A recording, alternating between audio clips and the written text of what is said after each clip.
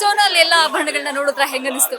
Beautiful. ನಂಗೆ ಏನು ಅನ್ಸ್ತಂದ್ರೆ ದ ಬೆಸ್ಟ್ ಪಾರ್ಟ್ ಇಸ್ ಎಲ್ಲ ಲೈಟ್ ವೇಟ್ ಜ್ಯುವೆಲ್ರಿ. ಇವಾಗ heavy jewellery one thing is not affordable. ಇನ್ನೊಂದು ಏನಂದ್ರೆ ಹಾಕಕ್ ಕಷ್ಟ. But these are all light weight jewellery, daily wear jewellery and designs ಅಷ್ಟು ಚೆನ್ನಾಗಿದೆ. ನನಗೂ 2-3 ಇಷ್ಟ ಆಯಿತು. ಸೊ ಐ ಟೋಲ್ ದೆಮ್ ನಾನು ಮಲ್ಲೇಶ್ವರಂ ಬ್ರಾಂಚ್ಗೆ ಬರ್ತೀನಿ ಅಂತ.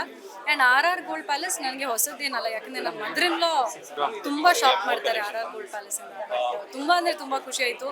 ಮೇಕಿಂಗ್ ಚಾರ್ಜಸ್ ಇಲ್ಲ, ಅದಕ್ಕಿಂತ ಬೇಕಾ ನಮಗೆ ಅಲ್ವಾ? ಮೇಕಿಂಗ್ ಚಾರ್ಜಸ್ ಇಲ್ಲ, ಜಸ್ಟ್ 9% ವೇಸ್ಟೇಜ್ ಅಂತ ಗೋಲ್ಡ್ ಚಾರ್ಜಸ್. Wonderful wonderful. ತುಂಬ ಕಲೆಕ್ಷನ್ ಇದ್ರು ಹೆಣ್ಮಕ್ಳ ಹತ್ರ ಸಾಕಾಗಲ್ಲ. ನಿಮ್ಮ ಹತ್ರ ಏನಿಲ್ಲ ಕಲೆಕ್ಷನ್ ಇದೆ? ನನಗೆ I am fan of rings. ಜಾಸ್ತಿ ಚೇನ್ಸ್ ಇದೆ, ಬಟ್ ಅದು ನಾನು ಯೂಸ್ ಮಾಡಲ್ಲ. ನನಗೆ ರಿಂಗ್ಸ್ ತುಂಬ ಇಷ್ಟ. ಆ್ಯಕ್ಚುಲಿ ಇವಾಗಲೂ ಒಂದು ರಿಂಗ್ ಕೊಟ್ಟಿದ್ದೀನಿ ನೋಡೋಕ್ಕೆ. So I am a fan of solitaire rings.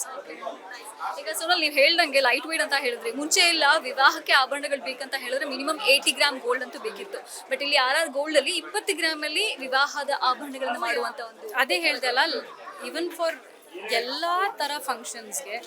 ಇವಾಗ ನಿಮಗೆ ಡೈಲಿ ವೇರ್, ಇವಾಗ ನೋಡಿ ಡೈಲಿ ವೇರಿಂದ ಇಟ್ಕೊಂಡು ಫಂಕ್ಷನ್ಸ್ಗೆ, ಮದುವೆಗೆ, ಐ ಥಿಂಕ್ ಈ ಬ್ರೈಡ್ಸ್ಗೆಲ್ಲ ಇದು ಇವಾಗಿನಲ್ಲಿ ಇರೋ ಗೋಲ್ಡ್ ರೇಟ್ಗೆ ಈ ಮದುವೆ ಆಗೋರಿಗೆ this is one of the right places ಅಂತಲೇ ಹೇಳ್ಬೋದು. Because everything you get in light weight, ಜಾಸ್ತಿ ಕೂಡ ನಿಮ್ಮ ಬಜೆಟಲ್ಲಿ ಜಾಸ್ತಿ ಕೂಡ ಸಿಗುತ್ತೆ.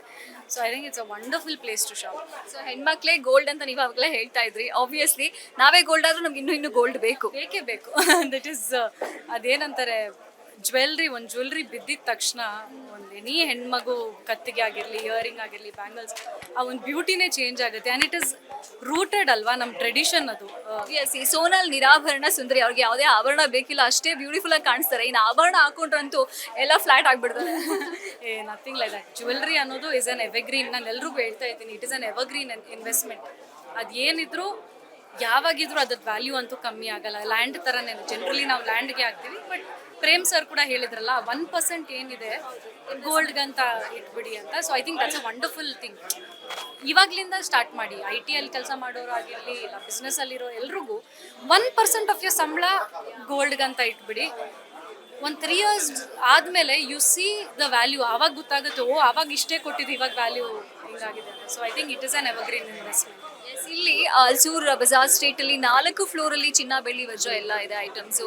ಸೊ ಇದನ್ನ ಕೊಂಡ್ಕೊಳ್ಳೋದಕ್ಕೆ ಜನ ತುದಿಗಾಲಲ್ಲಿ ಖಂಡಿತ ನಿಲ್ತಾರೆ. ಬಿಕಾಸ್ ಆ ಥರ ಆಫರ್ಗಳು ಕೊಡ್ತಾ ಇದ್ದಾರೆ. ಈ ಆಫರ್ಗಳನ್ನ ಕೇಳಿ ನಿಮ್ಗೆ ಏನು ಅನ್ನಿಸ್ತು? ಅದೇ ಇಟ್ಸ್ ಅಮೇಝಿಂಗ್. ನನಗೆ ಮೇಕಿಂಗ್ ಚಾರ್ಜಸ್ ಇಲ್ಲ, ಏನಿಲ್ಲ. It's just gold prices and ನಿಮ್ಗೆ ಎಕ್ಸ್ಪೀರಿಯನ್ಸ್ ಆಗಿರುತ್ತಲ್ಲ, ಬೇರೆ ಕಡೆ ಜ್ಯುವೆಲ್ರಿ ಪರ್ಚೇಸ್ ಮಾಡ್ಬೇಕಾದ್ರೆ ಇಷ್ಟೊಂದೆಲ್ಲ ಹಿಡನ್ ಚಾರ್ಜಸ್ ಅದು ಇದು ಅಂತ. ಅಲ್ಲ, every one have their own offers. But ಇಲ್ಲಿ ಬಂದಾಗ ನಾನು RR ಗೋಲ್ಡ್ ಪ್ಯಾಲೇಸ್ಗೆ ನಾನು ಪರ್ಸ್ನಲಿ ಹೋಗಿರಲಿಲ್ಲ. ನನ್ನ ಮದರ್-ಇನ್-ಲಾ ತುಂಬ ಮಾತಾಡ್ತಿದ್ರು. ಸೊ ನಾವು ಐ ಆಮ್ ಶ್ಯೂರ್ ನಾನು ಹೋಗ್ತೀನಿ ಮುಂದೆ. ಮಲ್ಲೇಶ್ವರಂ ಬ್ರಾಂಚ್ ಆಗಿರಲಿ, ಇಲ್ಲಾಗಿರಲಿ, I will definitely go. And ಅವ್ರದ್ದು ಕಲೆಕ್ಷನ್ಸ್ ತುಂಬ ಚೆನ್ನಾಗಿದೆ, ಪೀಸಸ್ ಚೆನ್ನಾಗಿದೆ. ನನ್ನ ಮೇಲೆ ಟೆಂಪಲ್ ಜ್ಯುವೆಲ್ರಿ ಕೂಡ ನೋಡಿದೆ, they are wonderful.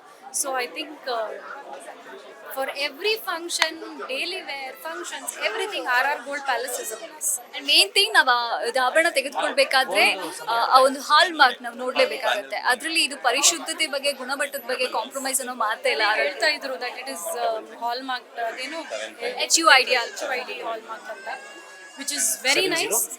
And to all the people in and around Alsur, Malleshwaram, RR Gold Palace ಎಲ್ಲೆಲ್ಲ ಇದೆ, ದಯವಿಟ್ಟು ಹೋಗಿ ಶಾಪಿಂಗ್ ಮಾಡಿ. ಜ್ಯುವೆಲ್ರಿ ಶಾಪಿಂಗ್ ಮಾಡಿದ ತಕ್ಷಣ ನಮಗೂ ಒಂದು ಸ್ವಲ್ಪ ಖುಷಿ ಆಗುತ್ತೆ, ಗ್ಲೋ ಆಗ್ತೀವಿ ಅಲ್ವಾ? ಜ್ಯುವೆಲ್ರಿ ಶಾಪಿಂಗ್ ಅಂದಿದ ತಕ್ಷಣ we glow. So go shop and they are giving wonderful offers. You should give it a try.